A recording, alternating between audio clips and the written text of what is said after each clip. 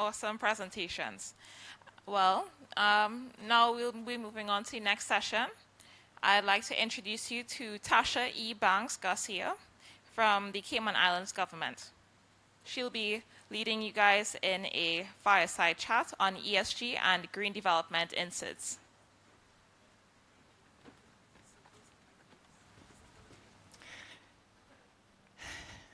Thank you. Environment, social governance policy has become a new area of development for island communities.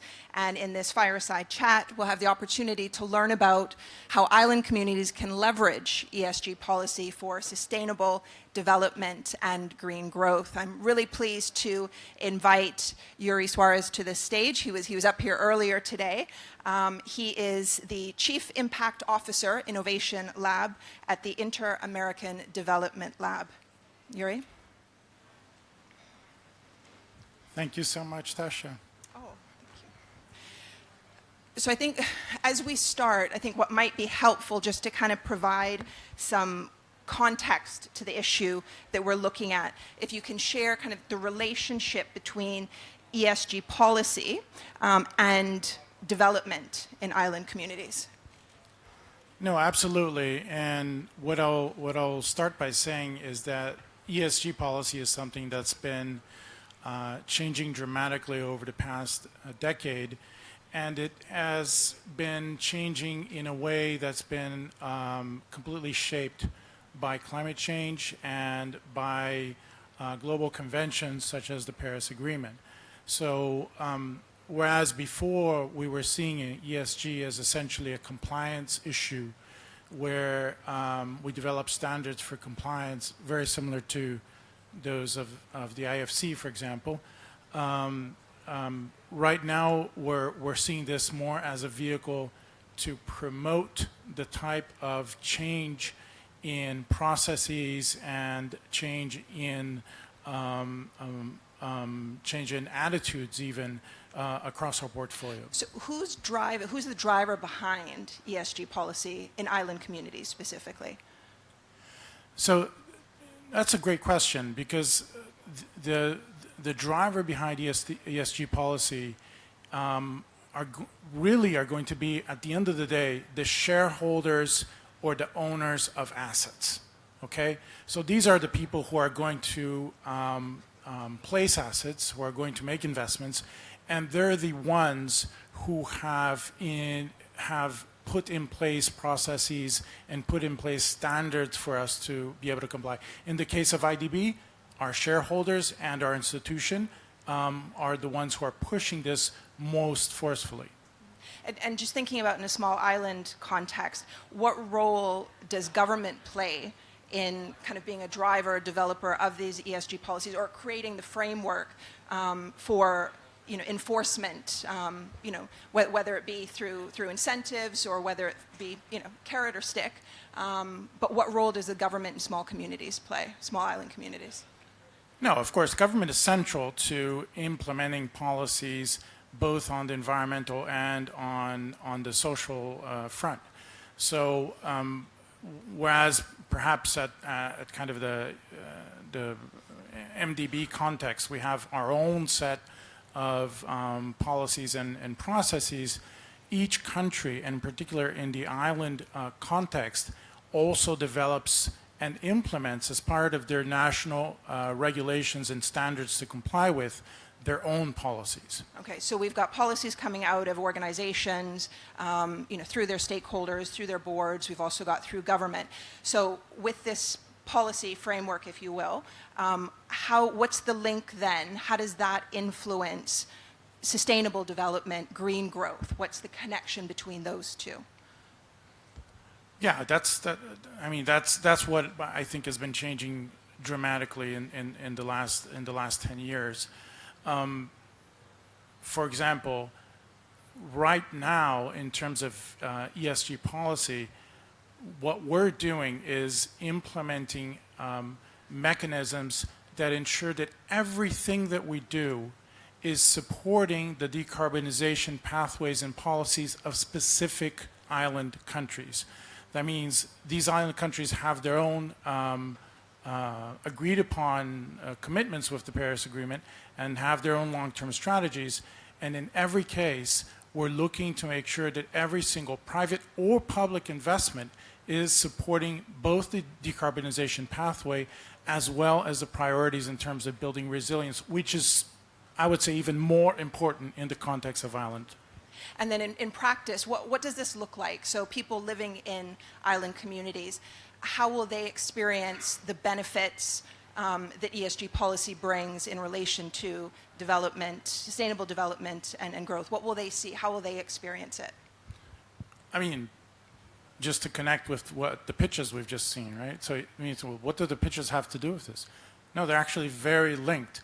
Why? Because in the case of IDB Lab, let's take the agriculture sector, which several of the pitches here were in the agriculture sector. When we're selecting investments and when we're selecting companies into invest in terms of equity, we're making sure that the technologies and the processes that these companies are deploying are going to be building resilience within within the beneficiary community, the producers or whoever they're working with. So for example, WAP, right? We have a lot of these types of decision support technologies and companies in that space.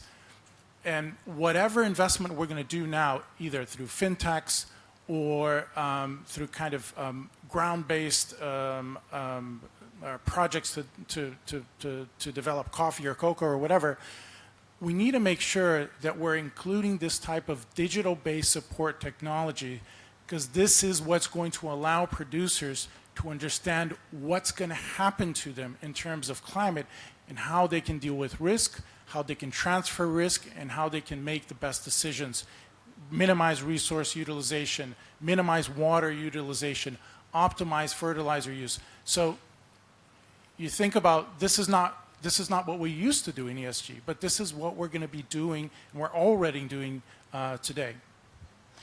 One of the things that we've heard, almost like a running theme through a number of the sessions today, is around the engagement of the people of the island communities and ensuring that their voice influences, what is, if you will, what is done to their countries, what is done to them as people. And I'm wondering, in the ESG policy space, has there been a practice for organizations to include the voice of the communities, I guess in particular where they're the beneficiaries and projects are the focus of their country?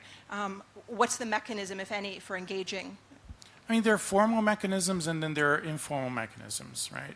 So the formal mechanisms are in our policies. We have to conduct engagement in every context that we're going to be working, particularly if the investments have some sort of tangible risk or may produce some sort of a tangible impact in communities or in the environment. So we do consultation, we're required to do consultation by our policies, and this consultation has to be broad, has to be encompassing, and has to really touch on all the different shareholders and communities that are going to be affected.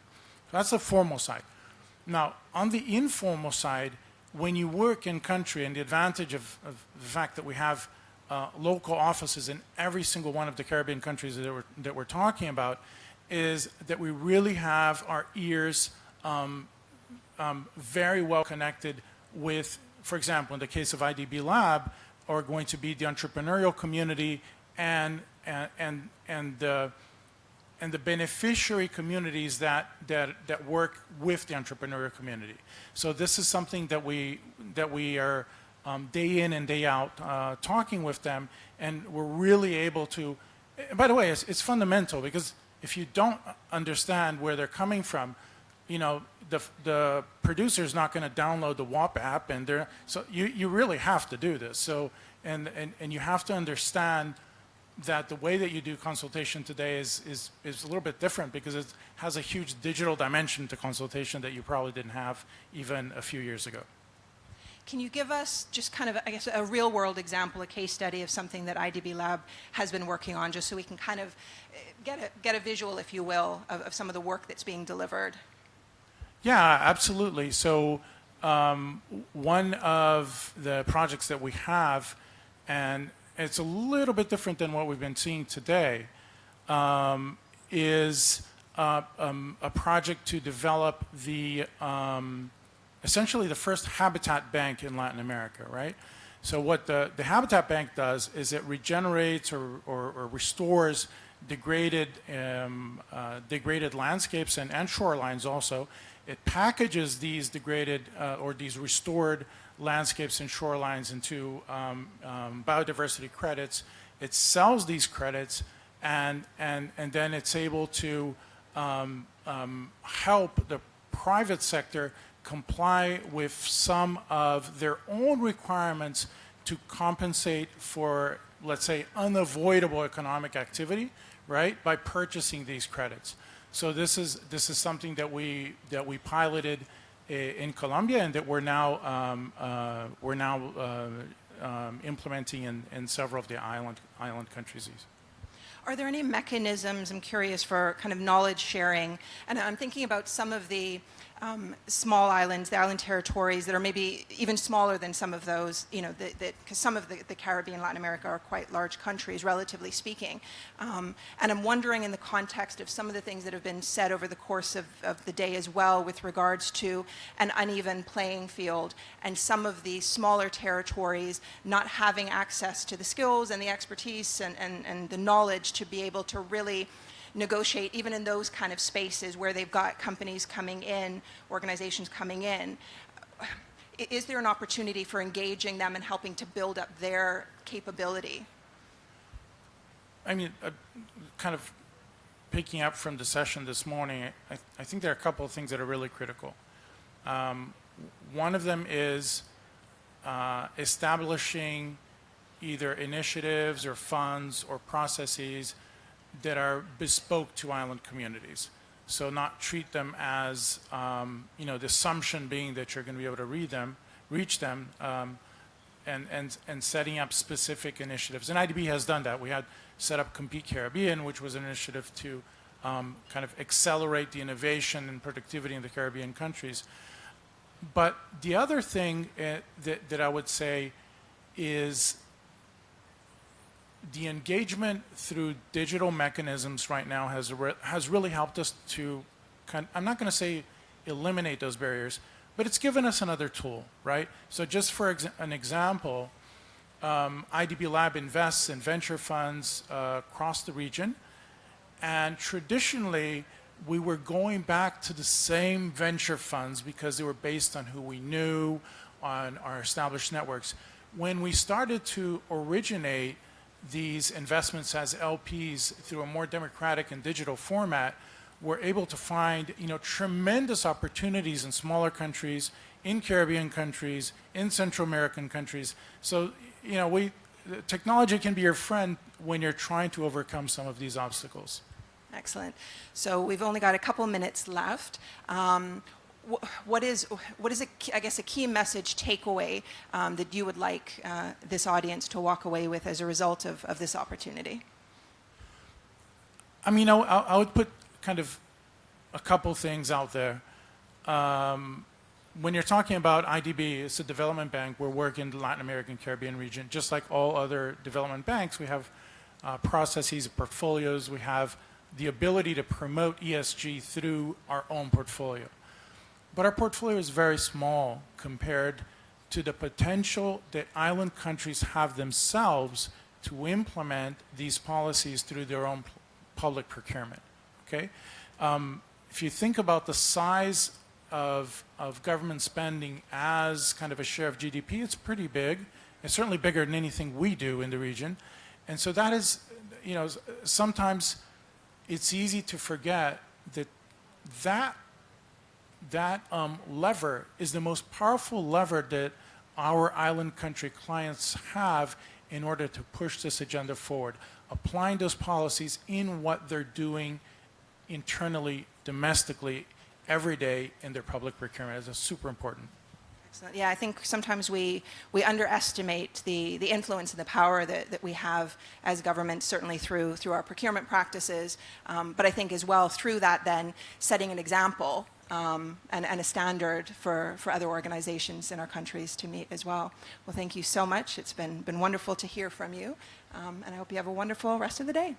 Thank you, Tasha. Thank you. Thank you, everyone.